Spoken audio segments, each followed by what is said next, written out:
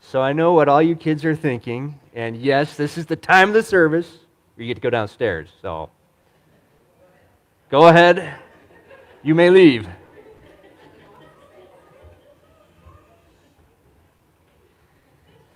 You see that? I think they were actually kind of wanting to stay and listen to me speak.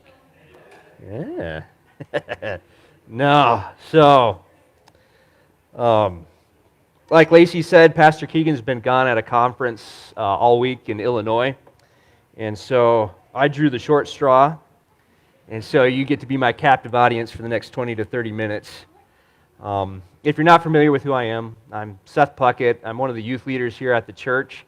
And recently I also became Fall River County's fair champion tug of war, part of that tug of war team. Yes. Yep. I think for the championship I had to beat Hunter Kuhn's team back there.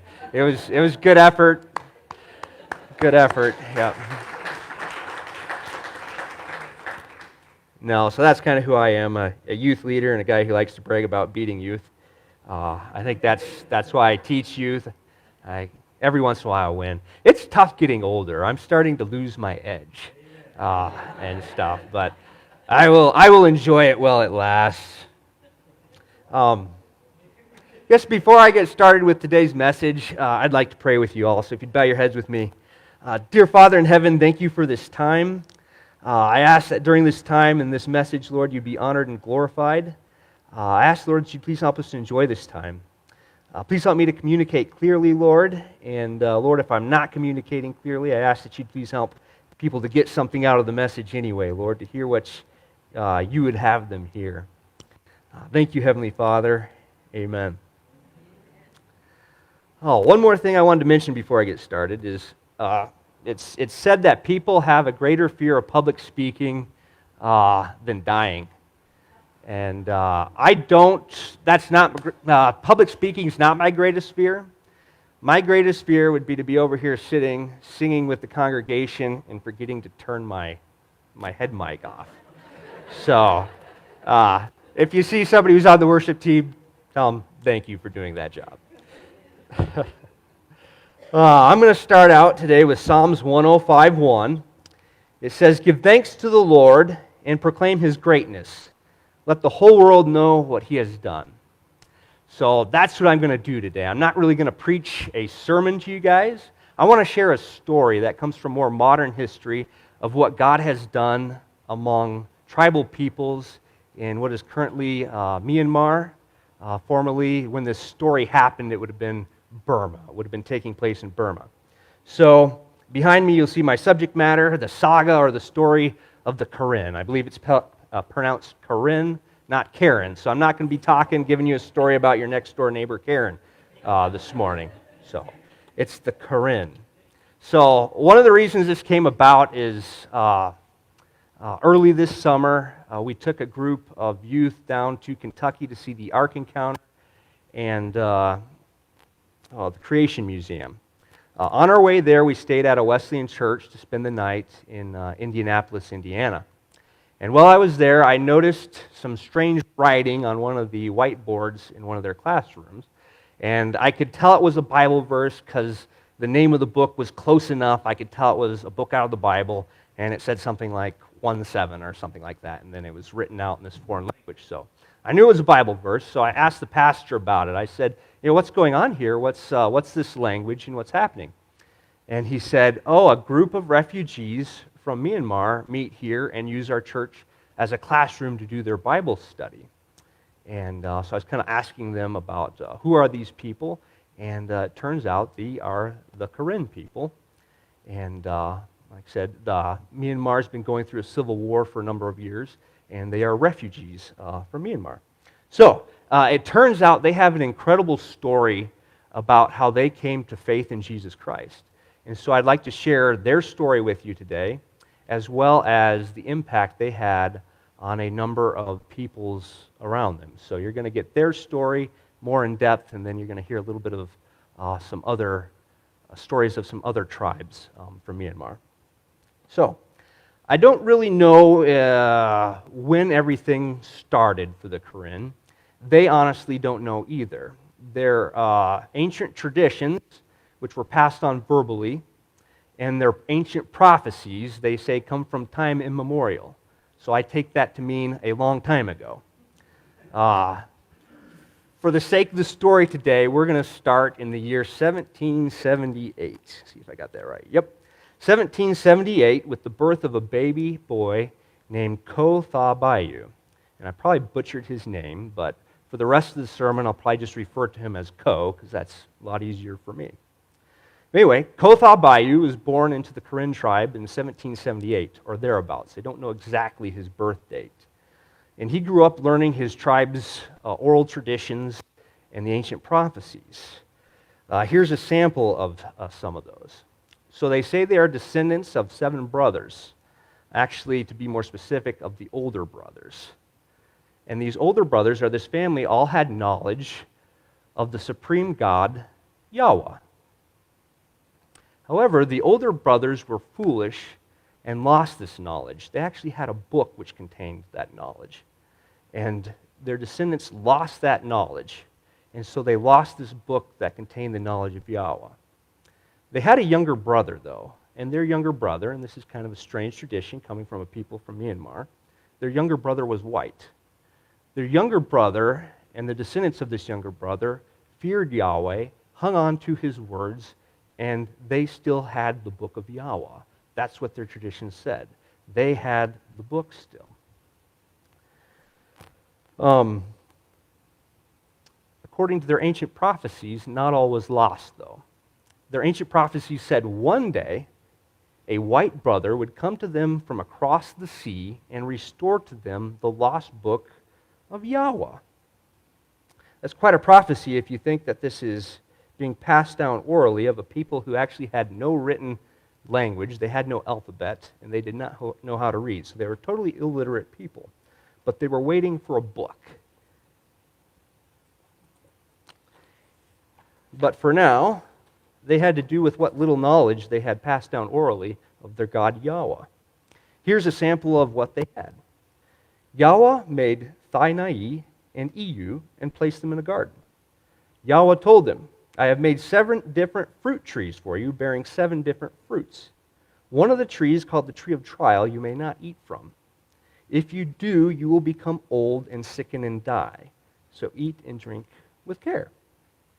1 in 7 days, I will come and visit you. After a time of being named Mukali, came to the man and woman and said, Why are you here? Our father put us here, the man and the woman replied. What do you eat here? Asked Mukali. And if you're familiar with the book of Genesis, you know kind of how this story ends. Listen to one of the hymns that the Karen would sing. Yahweh is eternal. His life is long. 1 eon, he does not die. 2 eons, he dies not. He is perfect in meritorious attributes. Eons follow eons, he dies not. Here's another song they would sing. Who created the world in the beginning? Yahweh created the world in the beginning. Yahweh appointed everything. Yahweh is unsearchable. In addition to these tribal teachings, the tribes also taught 2 very important things that Ko would have also learned. In a nutshell, they were love Yahweh, love people. Despite positive tribal teachings and traditions, not everybody in a culture follows these teachings, right? We may grow up in a good family and we may get into lots of trouble, right? Ko is no different. He left his family at the age of 15 and took on the career of being a robber.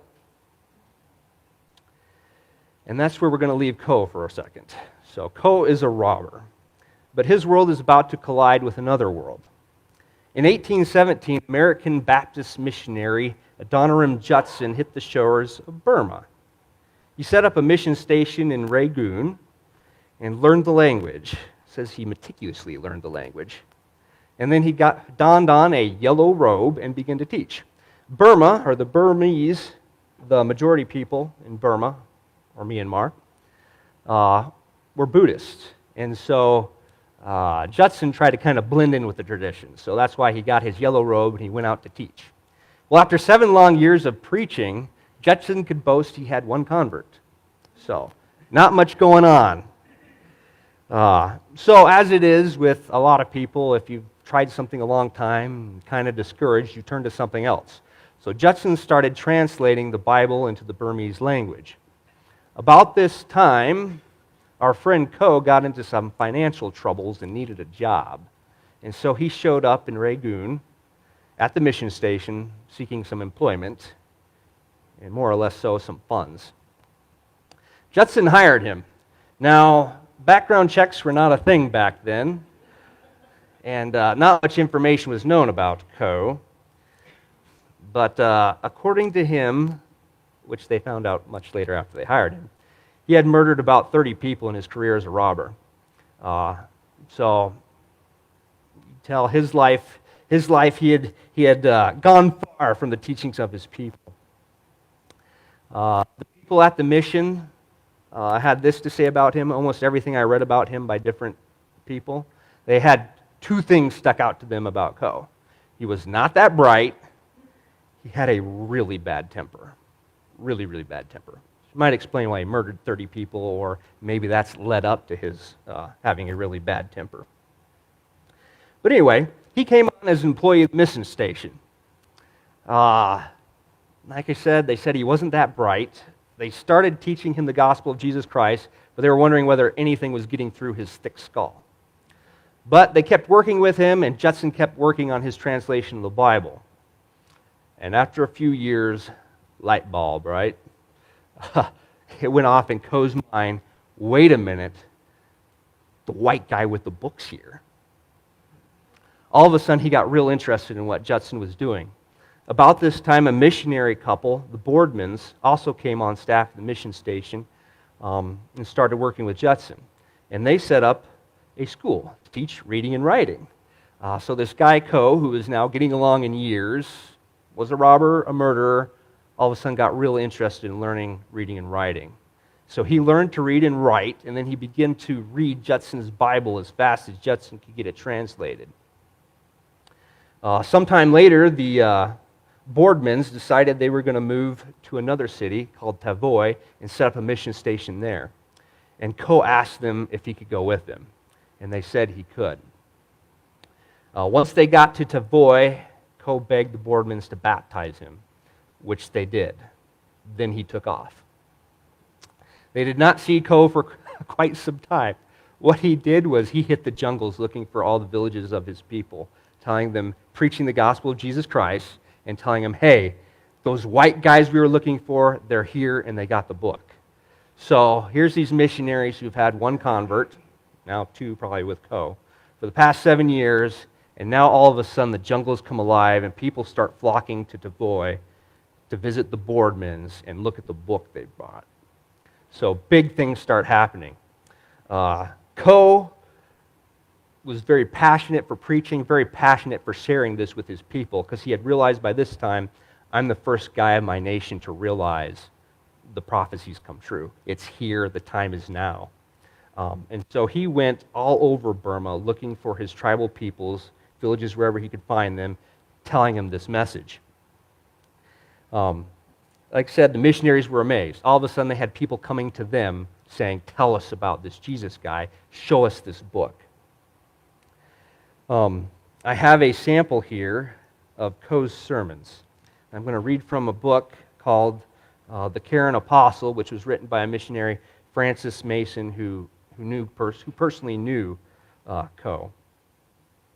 If you need some reading, I'd recommend the book. It was written back in the 1800s, so the English is a little choppier than I would like it, a little hard to understand, but I would recommend it. Here's a sample of Ko's preaching. A worldly man is never satisfied with what he possesses. Let me have more houses, more lands, more buffaloes, more slaves, more clothes, more wives, more children and grandchildren, more gold and silver, more paddy and rice, more boats and vessels. Let me be a rich man. This is his language. He thinks of nothing so much as of amassing worldly goods. Of God and religion he is quite unmindful. But watch that man. On a sudden his breath departs, and he finds himself deprived of all he possessed and valued so much. He looks around and sees none of his former possessions. Astonished, he exclaims, "Where are my slaves? Where are my buffaloes? I cannot find one of them. Where are my houses and my chests of money? What has become of all my rice and paddy that I laid up in store? Where are all the fine clothes that cost me so much? I can find none of them. Who has taken them? And where are my wives and my children? Ah, they are all missing. I can find none of them. I am lonely and poor indeed. I have nothing but a suffering of the soul. What a fool I have been. I neglected God, the only Savior, and sought only worldly goods, well on earth, and now I am undone." Code continue. All in this world is actually misery, sickness and pain, fear and anxiety, wars and slaughter, old age and death abound on every hand. But hearken, God speaks from on high. Children, why take ye delight and seek happiness in that low village of mortality, in that thicket of briars and thorns? Look up to me, I will deliver you and give you rest, where you shall be forever blessed and happy.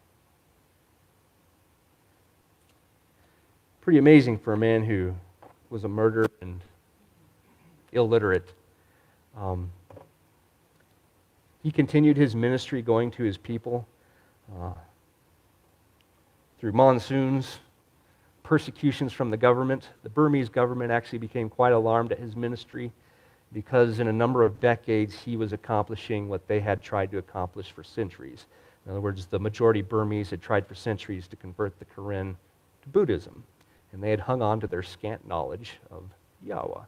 So he faced persecution from the government, crazy weather, monsoons, and danger from bandits like he used to be. But he lit a huge fire among his people. He worked himself so hard over in a few years, he had burned his body out, and he died. Like I said, what he had got started was too big of a fire to put out, and it burned through some 800,000 of the Karen. That's not to say that all of them became Christians, but the gospel permeated that culture so much that by 1858, they had started sending out their own missionaries. This time, they'd realized, hey, we have a responsibility. We aren't the only tribe here in Burma, and we need to be taking our knowledge to other tribal groups. So the first group they went to was called the Kachin people. And I probably butchered their name, but I couldn't find how to pronounce it. They learned their language and realized this is the Karen people doing this. They learned their language and they realized that the Kachin had a name for God too. It is Keret Kasang. It is the creator God. It turns out that in the traditions of the Kachin, they were also missing a book. They were waiting for a book to be restored as well. Within 90 years, over 250,000 Kachin people came to Christ. But God still wasn't finished. In the 1890s, another American missionary named William Marcus Young and some Karen colleagues went to Kintung, Burma. So there was another people group there called the Shan people. So that was the people they had originally decided we should go to. However, when William Marcus Young started preaching in the marketplace of Kintung, he was surrounded by a strangely garbed group of tribesmen who were interested in his book. He had been preaching with his Bible, telling about the 10 commands of God. Interestingly enough, the Lahu people had originally possessed God's laws written on rice cakes, so they said. Their ancestors experienced a famine, though, and ate the rice cakes. And so they were now without the laws of their God, of God who they called, let's see if I got it written down here.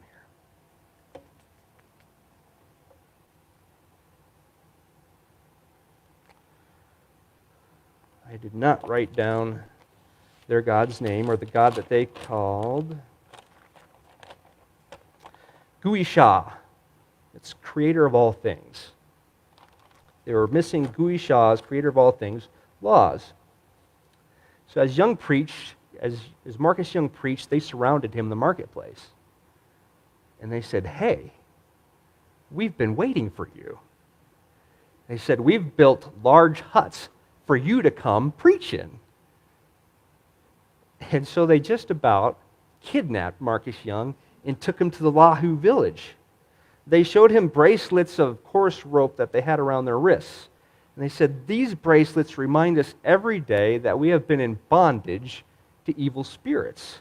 We can't take them off until the messenger of Gui Sha brings his laws to our doorsteps." Crazy. The gospel started spreading like wildfire through the Lahu people. In fact, it went so far through the Lahu people that when German anthropologists arrived in the 1930s, they complained in their journals of not being able to find a Lahu village without a church. Finally, they found one, and the people there threatened their lives, so they left.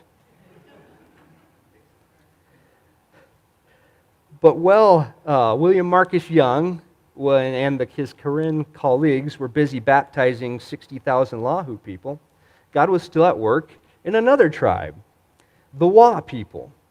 Now, people kind of stayed clear of the Wa territory because they were known as headhunters. They practiced headhunting only once a year, though. They were very conservative headhunters. They had, according to them, there was bloodthirsty gnats or demons that had to be satisfied during the planting season each year. So when they were planting their crops, they went on headhunting expeditions. There was what the Wa people probably would have called a holy man living in one of their villages, though. His name was Pu Chan. He received a message, he said, from Saga, or true God. He told him a white brother was near, and he had the book of Saga, and that he would restore that book to them. Pu Chan convinced thousands of his tribesmen that year to forego the ritual of headhunting. He said, if the messenger hears that we are headhunting, he may deem us unworthy to receive the book of Saga. We can't do that. He said, if he does not come, I assure you we will never get a chance to get this book again. Sometime later, Pu Chan received another message. It was, saddle a donkey, saddle a pony, have your followers, your disciples, follow this pony, and it will take you to the man who has my book. So Pu Chan did. He saddled the donkey, told his disciples, follow this donkey, it'll take you to a white brother who has a book for you. They thought he was a crazy, but he slapped the pony on the rump, and it went. The followers thought that it would stop at the first stream or watering hole or whatever, but that pony kept going, and those poor men had to follow it over 200 miles of rough mountain trail. The pony led them all the way to Kintong, turned in at the mission station, and stopped at a well there at the mission. They looked to the left, they looked to the right, and there was no white guy with a book. Then they heard sounds coming from within the well, and they peered down into the well, and there was William Marcus Young digging. The well wasn't finished yet, so he was down in there still digging the well.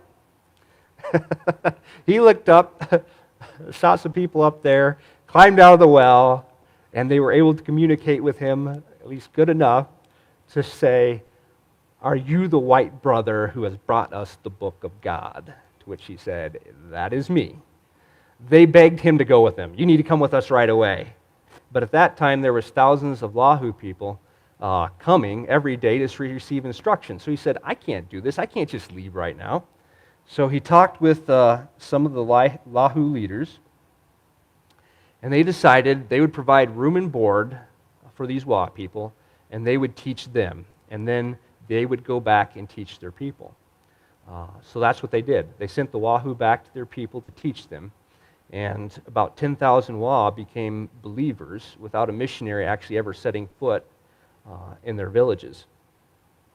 William Marcus Young's sons grew up in this setting around the Lahu and the Wa, and they actually learned to speak their languages more fluently than English, because that's just the cultures they grew up around. So his sons eventually translated the Bible into those languages for both the Lahu and the Wa. The story doesn't quite end here. I'm not going to tell all the details of the rest, but the Wa then took the Bible further into Burma and even into southwestern China. I don't think anybody knows totally what the numbers of people who came to Christ were, but the gospel just kept spreading further and further. So, kind of the conclusion of all this. Sometimes we think of